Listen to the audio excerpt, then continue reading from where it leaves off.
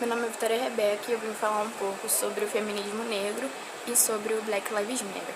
Ele teve início em 2013 por 3 ativistas negras e tinha como principal objetivo erradicar a supremacia branca e criar um poder local contra o Estado e a polícia pela brutalidade com a comunidade negra. E teve uma onda de protestos após a morte de George Floyd por enforcamento cometido por um policial em Minneapolis, que se encontra solto nesse momento. E depois disso, o que começou como uma luta de brancos contra negros se tornou algo de todos contra o racismo, sabe? Quando se tornou algo mundial. E teve início nos Estados Unidos, mas teve muito impacto aqui no Brasil depois disso, até porque temos dados de que a cada 23 minutos um jovem negro é morto aqui no Brasil. Então acabou se tornando Vidas Negras Importam aqui no Brasil. O feminismo negro ele foi criado junto com o feminismo, mas a diferença é que, enquanto as mulheres brancas do feminismo estavam procurando o direito a voto e da igualdade aos homens, as mulheres negras estavam em busca da alfabetização e da liberdade, que elas não tinham isso. Então não era uma coisa igualitária. E também o que abrange muito dentro disso do feminismo negro seria o sexismo e o racismo. Oi, eu sou a Beatriz Azevedo, da turma 1B, e eu vim falar sobre o movimento Black Lives Matter nas redes sociais. O movimento Black Lives Matter ganhou muita força em 2020, após o dia 25 de maio de 2020, quando o homem negro George Floyd foi assassinado por um policial branco, quando ele asfixiou George Floyd, ajoelhando em seu pescoço. Black Lives Matter, traduzido Vidas Negras Importam, tem a função de lutar contra o racismo, desigualdade, fascismo e a violência dos policiais. Após o ocorrido com George Floyd, milhares de pessoas começaram a se movimentar e fazer protestos, não só nas redes sociais, como na vida real, nas ruas e em muitos lugares onde tivessem visibilidade, inclusive na frente de várias delegacias. Nas redes sociais, tanto pessoas comuns como artistas tiveram a iniciativa de fazer Blackout Thursday, que foi um dia uma terça-feira, em que todo mundo postou um quadrado preto nas redes sociais com a hashtag Blackout Thursday, em função de Black Lives Matter, para dizer que as vidas negras importam e que a violência contra elas é errada. O movimento ganhou muita força e muita visibilidade pelas redes sociais. Há pessoas que digam que ele não serviu para muita coisa. Muitas pessoas que lutaram com a causa, falaram sobre, acabaram esquecendo dela depois. E esse fato de ter sido uma causa que ganhou muita força no momento, mas que acabou sendo deixada de lado em várias outras ocasiões, foi uma das causas de muitas pessoas terem achado que ele não serviu para nada, ou que toda aquela movimentação na internet foi apenas uma coisa momentânea. Diversas outras pessoas negras que foram assassinadas ganharam mais visibilidade e os seus casos ganharam também mais visibilidade, como por exemplo João Pedro, de 14 anos, daqui do Brasil, Rio de Janeiro, e Breonna Taylor, que é uma menina de lá dos Estados Unidos, que foi morta quando estava junto com o seu namorado e policiais arrombaram a casa dela. É certo que o movimento Black Lives Matter pode não ter solucionado totalmente o problema, porque não é isso que a gente espera, já que o problema tem que ser solucionado por outras pessoas que têm maior responsabilidade. Mas o movimento Black Lives Matter dá muito mais visibilidade para ele e é isso que a gente espera. É isso, obrigada. Angela Davis, que é uma ativista dos direitos civis, é também uma das influências nos movimentos Black Lives Matter e Women Lives Matter. Segundo ela, esse movimento é uma oportunidade, e crescer num país segregado é saber que o papel da polícia é proteger a supremacia branca. Em uma entrevista, ela citou que, quando a perguntam sobre violência, significa que a pessoa não tem a menor ideia do que os negros vivem e pelo que passam desde o momento em que a primeira pessoa negra foi sequestrada na costa da África.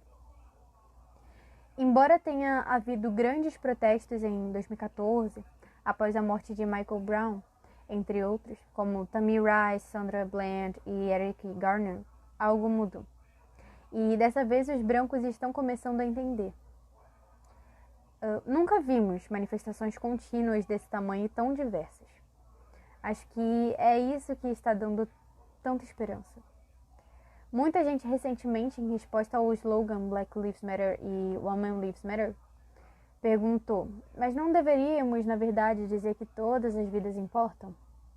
Agora finalmente estão entendendo que enquanto os negros forem tratados dessa maneira, enquanto a violência do racismo existir, ninguém estará seguro.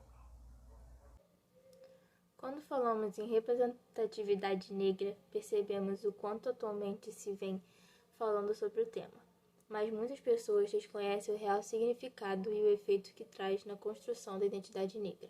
Maria Lúcia da Silva, psicanalista, ressalta em seu texto Racismo no Brasil, questões para psicanalistas brasileiros, que para muitos negros, o fato de ser negro é vivido com muita dificuldade, já que foram introjetadas imagens negativas produzidas pelo poder discriminatório, vinculadas pelos discursos acerca do que é ser negro.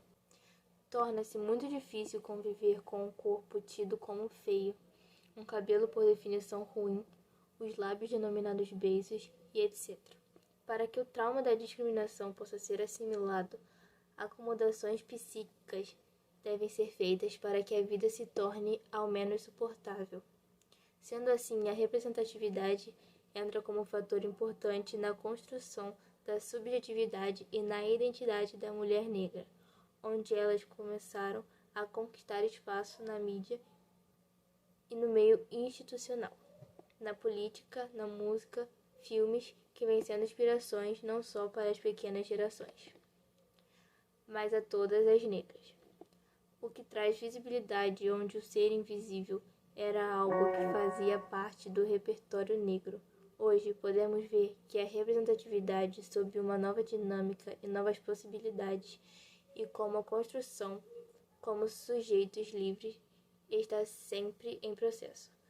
Faz-se necessário construir com esse processo, criar e levar representatividade à população pouco representada.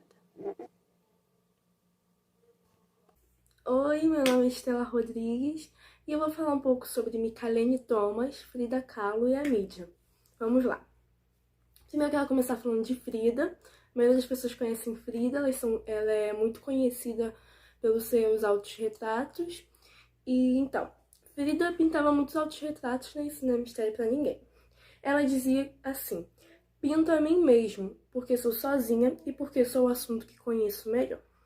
Frida pintava a sua realidade, ela não escondia aquilo que ela era.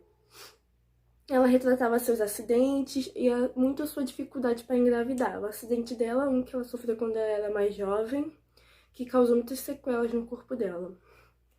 Ela abordava questões íntimas, femininas, como o aborto, o parto, ela abordava o feminicídio e também as suas dores e sua fragilidade física, que foi decorrente ao seu acidente. Ela colocava sua vulnerabilidade em contraponto com a sua força como mulher. A dificuldade no relacionamento com Rivera, que foi o marido dela, que traía muito ela e fez muito ela sofrer.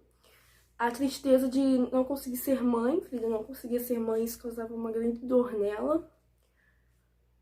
E a sua luta contra as dores, né? Foi do acidente que causou muito mal a ela. Tudo isso fez com que muitas mulheres se identificassem com Frida e isso atraiu muita atenção do movimento feminista. E Michalene Thomas, ela é uma artista contemporânea.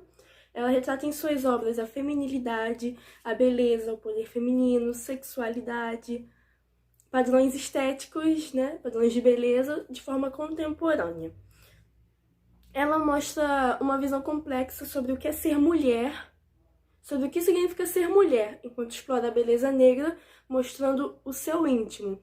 Michalene, na maioria das vezes, ela retrata mulheres nuas, fazendo referência a pinturas de movimentos artísticos antigos, que retratavam estas mesmas mulheres nuas, só que brancas, ou seja, não tinha uma valorização da mulher negra, não havia valorização corpo da mulher negra. Michelini ressignifica isso, mostrando que a estética que ela é considerada perfeita na arte também inclui a mulher negra, que todos os corpos das mulheres são perfeitos. Ela mostra que a mulher negra tem que ter seu espaço na arte e na mídia, e mostrando o seu íntimo, mostrando realmente a força dela, como que ela é de verdade. E não é como era muito antigamente, sempre as mulheres negras não tinham, né, o espaço dela na mídia ou no cinema. Ela sempre retrata muita crítica nisso, né? Michelini, ela mostra a mulher negra como ela é, seus traços, seu cabelo, a sua naturalidade. Não embranquecendo, alisando o cabelo, fazendo essas coisas. E que não é uma crítica, porque as mulheres negras, elas não tinham espaço quando tinham retratadas assim, como objeto sexual, de desejo, ou como escravas. Não mostravam as mulheres negras como mulheres profissionais, uma professora, uma mulher empresária, era sempre assim. Por isso é tão importante o movimento feminista negro, para que as mulheres alcancem esse espaço, as mulheres negras alcancem esse espaço de uma forma plena, sem discriminação, em que haja uma protagonista nas novelas negras, não que ela seja mostrada como a escrava, entendeu? Uma valorização real, e não que a mulher negra seja mostrada como a amiga do protagonista branco, que é para dar aquele tom cômico, essas coisas. Não, elas têm que ter seu espaço de uma forma plena, como elas realmente merecem. Eu quero mostrar também duas representações artísticas que a gente fez. Uma foi a Nicole, que fez representando uma obra de Michelini Thomas, e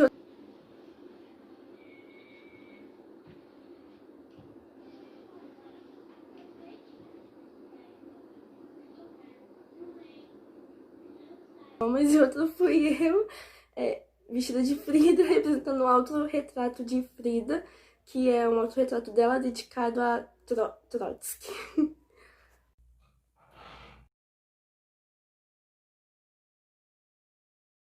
Então é isso, espero que tenha ficado bem claro o assunto, que tenha dado para entender direitinho, e que possamos valorizar mais a mulher negra na música, no cinema, na mídia, nas artes, no geral.